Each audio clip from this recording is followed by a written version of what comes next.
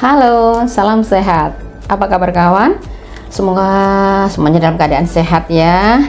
Masih bersama dengan kawan Diska. Kali ini kita akan kembali melalui program Info Sehat, informasi seputar kesehatan. Nah kawan, pada kesempatan kali ini kita akan bicara tentang makanan nih.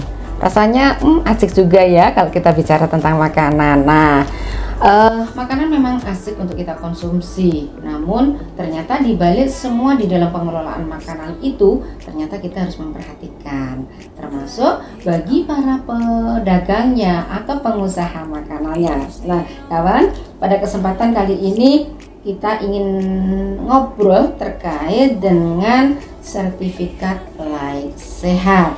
Nah, telah hadir di studio kawan Diska, yaitu Mbak Sri Nendarwati AMKL. Apa kabar Mbak? Alhamdulillah sehat Ibu. Oke, sehat ya Mbak ya. Ya. Oke, nah kawan, kita bicara tentang sertifikat layak sehat. Mbak Nendar, kalau kita bicara terkait dengan kesehatan makanan, ternyata kita juga harus memperhatikan juga ya, bagaimana para pengusaha atau pelaku usaha ini menyiapkan makanan itu untuk sehat sekali gitu ya, biar dikonsumsi aman ya gitu ya. Nah, bicara tentang kelayakan, setiap usaha itu ternyata perlu memiliki sertifikat layak higien sanitasi atau SLHS. Nih apa sih nih Mbak Ninda? Biar nih kawan Diska yang punya usaha juga paham nih ya. Baiklah teman-teman, SLHS atau sertifikat layak higien sanitasi itu merupakan bukti tertulis ya keamanan pangan untuk memenuhi standar baku mutu dan persyaratan kesehatan untuk makanan olahan siap saji saja. Oh ya, gitu. Siap saji ya, siap saji ya. Oke. Nah, kawan, ternyata juga yang siap saji saja, jadi bukan yang di packing ya nih Mbak Nenter ya. Yang di packing contohnya apa Ibu? Mungkin dari atau packingan makanan seperti mungkin sambal ya gitu. Oh ya, beda. Oh beda. Ya. Nah, siapa saja sih sebenarnya yang harus memiliki sertifikat layak higien sanitasi ini Mbak Nenter? Iya. Sesuai dengan peraturan Menteri Kesehatan Ibu ya, nomor 14 tahun 2021, ada restoran. Ada restoran. Setelah itu ada jasa boga atau catering. Ini juga harus di ini ya. Iya betul. Iya. Betul. Terus depot air minum dan industri pangan tertentu. Industri pangan tertentu itu bisa, yang ada itu hanya pabrik tempe kedelai sama pabrik tahu kedelai. Tuh. Untuk restoran ini Mbak Nener, apakah semua restoran makanan baik yang gede kecil maupun besar ini sebenarnya juga wajib memiliki sertifikat layak higien sanitasi? Ya, jadi untuk restoran itu sendiri kan ada apa namanya itu ya? Ada kriterianya ya. Jadi nanti restoran, warung, kedai, terus yang lagi viral ini sentra pangan jajanan ya Bu ya. Nah, ini lagi keren. Ya, itu beda. Jadi kalau restoran itu memang lebih banyak kriteria yang harus dipenuhi. Ya, restoran itu sendiri menurut versinya DPMPTSP ya Bu ya. Jadi ada resiko tinggi, resiko menengah dan lain-lain. Itu juga pengaruhnya juga dengan berapa kursi yang dia punya. Ya penyediaan kursi ya begitu. Itu untuk restoran ya Bu ya. Terus untuk jasa boga nih, jasa boga itu ada dua. Dibedakan lagi. Ya, jasa boga itu untuk periode tertentu dan event tertentu. Nah, kalau periode itu yang seperti apa nih Mbak Linda? Yang periode tertentu itu dia menghasilkan atau memproduksi itu makanan setiap hari. Ya. Kalau event tertentu itu berdasarkan pesanan saja. Begitu. Jadi si pengusaha ini atau membuat atau menyiapkan makanannya apabila dipesan. Ya, itu event tertentu. Dan itu pun masih dibedakan lagi Bu. Jadi golongan A, golongan B dan golongan C. Ini sesuai dengan standar nih untuk jasa boga. Nah, kalau tadi juga disebutkan terkait dengan adanya industri tempe kedelai ini yang seperti apa, atau mungkin saya nih ya bikin tempe di rumah bisa apa harus izin gitu atau gimana nih Mbak Nendra? Selama ini yang di Kota Madiun itu belum ada yang mau ngurus izin itu. Gitu iya, jadi yang data sudah masuk ya Bu ya, itu resto, jasa buka aja. Jadi untuk dapat air minum sama pabrik tertentu itu belum ada. Gitu. Iya. Oke. Dapat air minum sudah ya? Kalau dapat air minum? Setelah OSS belum Bu. Belum. Jadi OSS ini kan mulai berlaku kan akhir 2021 ya Bu ya.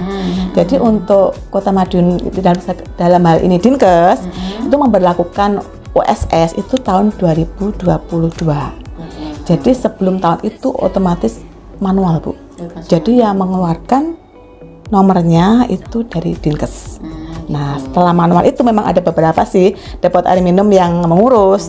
Tapi setelah OSS ini belum ada. Belum ada nih. Ini kesempatan nih ya bagi para pengusaha nih atau mungkin yang industri untuk dapat air minum ya Mbak Nendar, untuk menghimbau dan mengharapkan mereka untuk ayo segera nih biar benar-benar kelayaan dari dapat air minumnya ini terpantau dari Dinas Kesehatan seperti itu ya Mbak Nendar. Nah, kemudian kita bicara tentang klasifikasi tadi cukup banyak kawan Diska ternyata. Nah, kita akan melangkah berikutnya bagaimana sih sebenarnya untuk cara penerbitan dari sertifikat higien sanitasi ini. Yang pertama memang seharusnya itu penjamah makanan ya Bu ya. Penjamah makanan itu orang yang kontak langsung dengan makanan. Mulai dari dia memproduksi sampai dengan penyajian itu masuk penjamah. Jadi yang dipunya itu seharusnya itu dulu sertifikat penjamah dulu. Sertifikat penjamah makanan. Iya. Jadi setiap usaha sebenarnya sebelum higien sanitasi itu mereka harus mempunyai. Iya betul.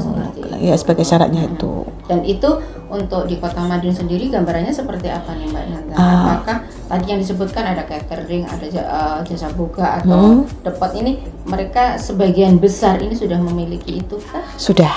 Sudah. Okay. Jadi begini, sebagian memang tidak besar ya Bu ya. Ada yang pertemuan penyuluhan ini dibiayai oleh Dinkes atau pemerintah Kota Madiun ya Bu ya. Tapi kalau ini kan karena banyak pengusaha nih Bu ya, mulai dari resto, jasa buka dan lain-lain. Jadi mereka kita cuplik aja satu pengusaha itu cuma 2 orang perwakilan, 1 orang perwakilan. Tetapi tahun 2022 kemarin itu Asosiasi Hotel dan Restoran Indonesia itu mengadakan sendiri Bu. Oh sudah mereka sendiri. Oke, bersyukur jadi, nih dibantu. Iya, jadi memang kita motivasi. Kita nggak harus menggantungkan diri dengan dana ya Bu ya. Betul. Jadi kita sampaikan silahkan dikoordinir, silahkan gimana tempatnya, tentang istilah pokoknya kita terima jadi aja.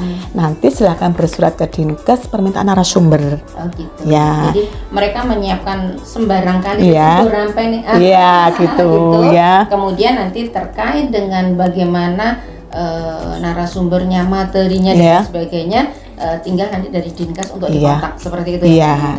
Jadi terus setelah itu kan narasumbernya ini kan tupoksi ya Bu ya. Jadi tidak ada biaya khusus untuk narasumber, tidak ada. Jadi yang harus dicatat bahwa untuk mendapatkan higien sanitasi tadi ternyata harus ada penyuluhan. Nah, penyuluhan ini juga sebenarnya tidak berbayar. Mereka dari Dinas Kesehatan gratis ya nih narasumbernya tidak dibayar nih narasumber. Dan itu pun kita akan mengeluarkan sertifikatnya. Tuh. Nah, Mbak Nendar, terkait dengan tadi ternyata harus mempunyai syarat penyuluhan dulu ya, sifatnya seperti itu. Setelah itu dimiliki pasti ada beberapa syarat lagi untuk pengajuan sehatnya. Nah, kalau boleh tahu apa saja sih syaratnya untuk mengajukan sehat dalam suatu usaha? Yang pertama tadi ya Bu ya, penyuluhan penjamah tadi. Yang kedua itu mengujikan lab. Apa nih yang diuji? Ya, kalau restoran atau catering ya Bu ya, yang sudah ini. Yang pertama itu yang diujikan itu sampel air bersihnya dulu. Oke, air bersih nih, Ya, wajib nih berarti. wajib. Oke. Selanjutnya air minumnya, terus sampel makanannya. Sampel makanan itu harus yang mengandung sayur, protein hewani sama protein nabati. Nah, terkait untuk makanan sendiri, karena kan dalam suatu usaha itu mesti dia memproduksi macam-macam ya, Mbak Nindar ya. Nah, ini apakah nanti yang mengandung sayur itu satu sampel, kemudian yang mengandung protein satu sampel, seperti itu kan? Iya, betul. Jadi diambil aja yang paling laku ya Bu ya, istilahnya ya. Iya, yang paling misalkan apa itu namanya? Ya pokoknya yang paling laku lah gitu. Gitu. Sering dimasak? Iya betul. Itu. Jadi permintaan catering kalau permintaan ya, benar sebenarnya. Jadi kalau konsumen ternyata banyak yang suka apa ya, capcay gitu ya. Berarti itu yang boleh diinikan. Ya. Setelah itu ada usap alat makan kalau di restoran. Di restoran ya. harus ada ini. Ya, jadi piring, sendok itu karena juga mempengaruhi keamanan pangan ya Bu ya. Jadi selain makannya itu sendiri, tempatnya juga harus kita lihat dulu. Ada di sampling gitu ya? Ya. Ya, terutama yang piring ya Bu ya, yang sendok ya, karena ini alat makan ya, ya gitu. Itu yang dipakai untuk menyajikan kepada konsumen kan? Iya betul. Okay. Selanjutnya alat masaknya juga.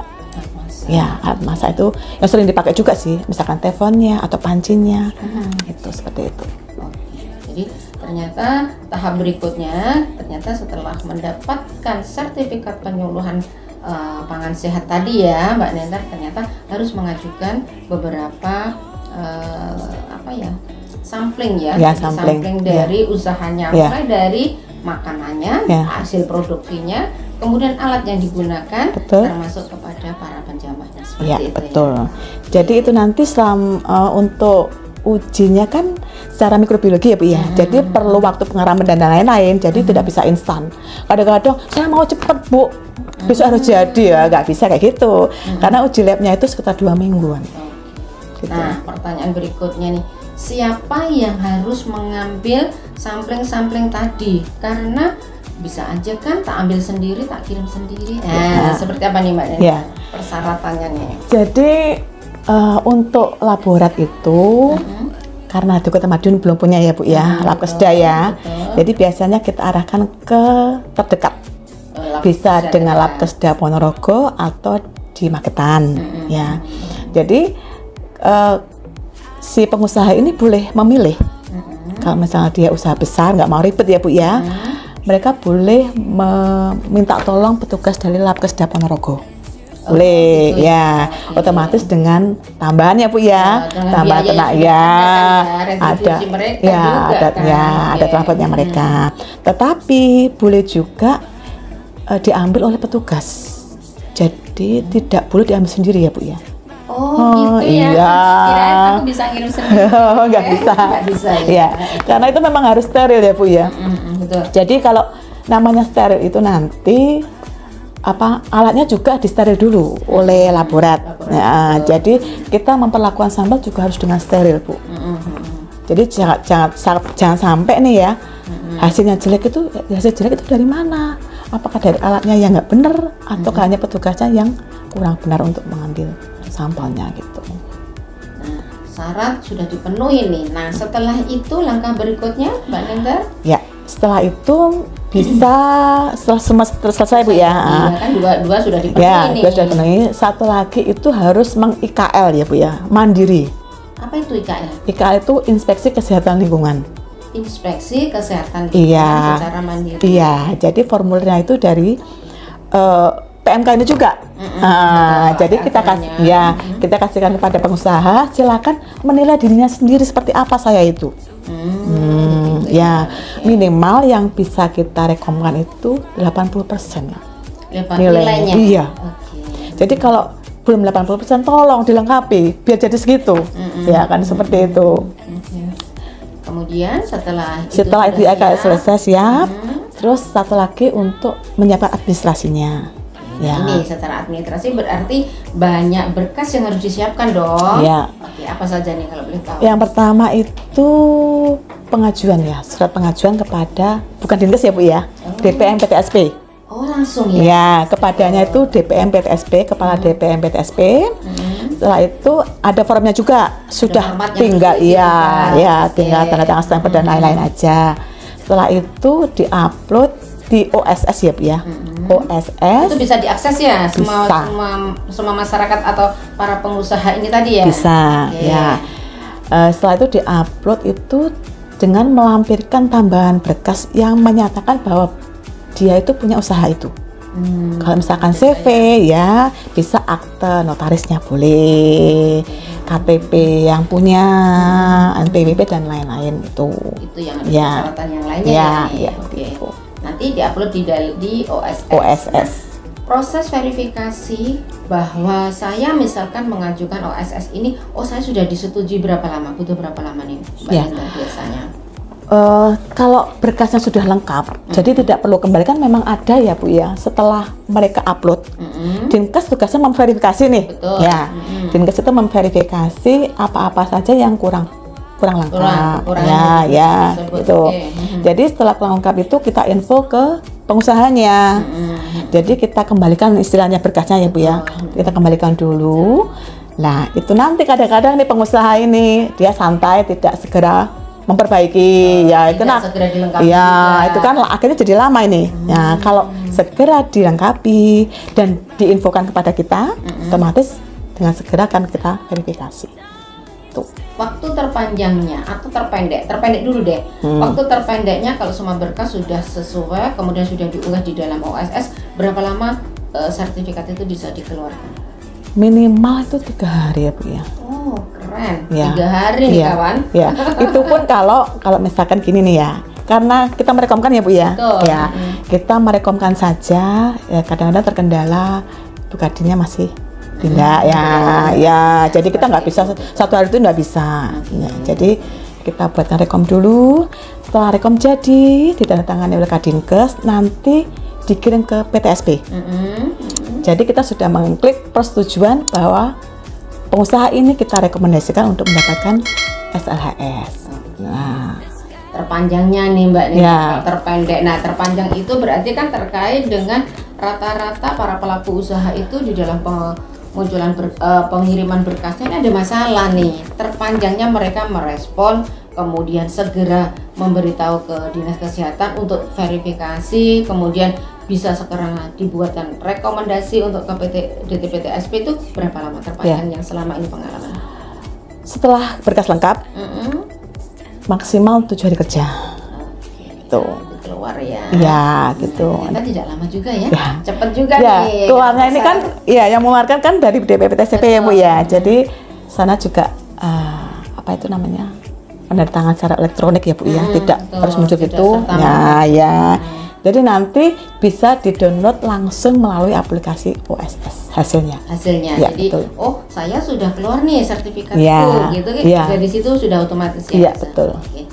Berarti kawan ternyata cukup inovatif juga nih pelayanan di dalam memberikan sertifikat ya, termasuk di sini ada sertifikat izin sanitasinya izin sanitasi betul. Nah, kalau selanjutnya nih berapa lama sertifikat yang sudah diterima ini berlaku? Ya, jadi sertifikat layak hygiene sanitasi ini berlaku sampai dengan 3 tahun sejak diterbitkan. 3 tahun. Jadi selama 3 tahun ini kita aman ya melakukan usaha seperti itu. Tapi ada catatan ya Bu ya. Catatannya?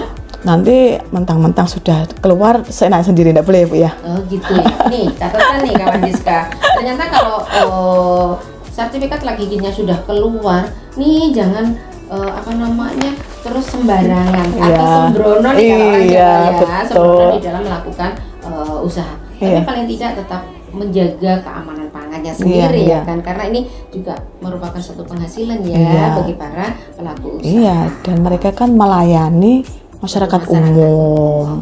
Jangan sampai ada kejadian luar biasa Bu ya. Heboh ya Bu ya.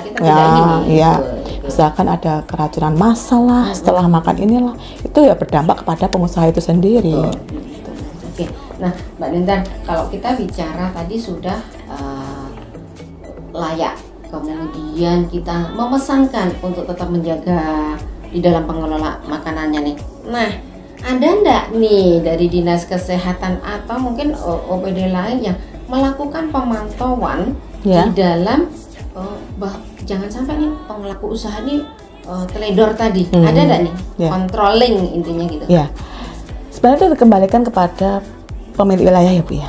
Ya, jadi kepanjangan tangan dari Dinkes itu adalah petugas puskesmas wilayah. Jadi mereka memang berkewajiban untuk melakukan pengawasan terhadap TPP apapun itu, ya dari tempat umum ya, tempat pengelolaan makan dan lain-lain di wilayahnya masing-masing. Minimal ini Bu ya, 1 kali dalam 1 tahun minimal. Iya. Jadi semua pelaku usaha yang sudah memiliki sertifikat higien maupun yang belum ya semuanya dilakukan pemantauan ya, betul. Untuk mendapatkan atau mengetahui bagaimana usaha atau produksi yang dikeluarkan ini aman seperti itu ya. 1 tahun 1 kali. Berarti kalau lebih boleh ya? Boleh. Suka nih aku mau ikut nih kalau pas lagi kunjungan. Nah, Mbak Nendar, kalau boleh tahu nih sampai dengan kondisi sekarang di Kota Madiun ini ya, sudah berapa banyak nih di tahun ini aja lah ya, gambarannya berapa banyak nih yang sudah mengajukan atau Dinkes sudah melakukan verifikasi untuk pengajuan sertifikat lagi higien sanitasi? Ya, tahun kemarin aja ya, semenjak ada OSS itu ya, restoran itu tahun 2022 itu ada 4, catering 3, itu. Untuk yang tahun ini sampai dengan November itu restoran sudah 8. Ada peningkatan berarti ya. Ya, untuk cateringnya 3. Jadi catering ini juga yang melayani masyarakat umum juga masyarakat khusus sudah ada. Contohnya kan catering yang melayani rumah sakit, nah sudah berizin. Tuh. Ini kumulatif nih Mbak Dendar. Kumulatif atau per tahun nih? Kalau per tahun ini. Per tahun berarti di Kota Madiun sampai saat ini yang sudah memiliki sertifikat lagi izin ini untuk catering sudah ada 6 nih ya. Berarti banyak juga ya. Mudah-mudahan nih ke depan para pelaku usaha terutama catering bisa segera melakukan izin usaha seperti itu ya. Baik Mbak Dendar, apa yang bisa disampaikan kepada kawan Diska, mungkin para pelaku usaha yang di sana yang harapan kita atau harapan semua masyarakat bahwa agar makanan yang dikonsumsi itu benar-benar dalam kondisi aman. Apa nih harapannya bagi para pelaku usaha? Untuk para pelaku usaha nih Bu ya, pelaku usaha nih saya bacakan ya Bu ya. Untuk para pengusaha restoran, jasa boga atau catering, depot air minum juga dan pangan tertentu dihimbau untuk segera mengurus sertifikat layak higien sanitasi yang mana itu merupakan bukti keamanan pangan.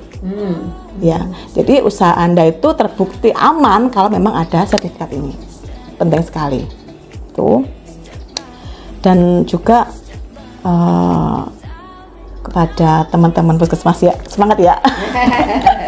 Ini ditujukan juga petugas nih, jadi bukan pelaku usaha aja, tapi kepada petugasnya juga biar bisa untuk terus pantau. Iya, karena memang keamanan pangan itu sangat penting sekali nih Bu. Betul. Iya. Oke. Baik kawan Diska, ternyata kalau kita bicara keamanan pangan atau sertifikat layak higien cukup banyak juga ya. Asik juga nih kita obrolin lah Pak Nendar. Terima kasih sudah ada di studio kawan Diska. Kita sama-sama berharap nih ya kepada seluruh masyarakat terutama para pelaku usaha untuk menjaga keamanan pangannya. Mulai dari pemilihan bahannya, bagaimana pengolahannya, siapa penjamahnya juga harus terpantau dan bagaimana cara penyajian. Ini menjadi salah satu hal yang memang harus difahami oleh para pelaku usaha. Karena semuanya tidak ingin para pelaku usaha yang menyajikan jajanan atau makanan ini nantinya apabila tidak terpantau, apabila teledor, nanti akan menimbulkan masalah-masalah di dalam masyarakat, terutama jangan sampai ada kejadian luar biasa terkait makanan nih ya Mbak Nendra. Oke, nah kawan, terima kasih sudah bergabung bersama kawan Diska saat ini. Next kita ketemu di materi yang berbeda.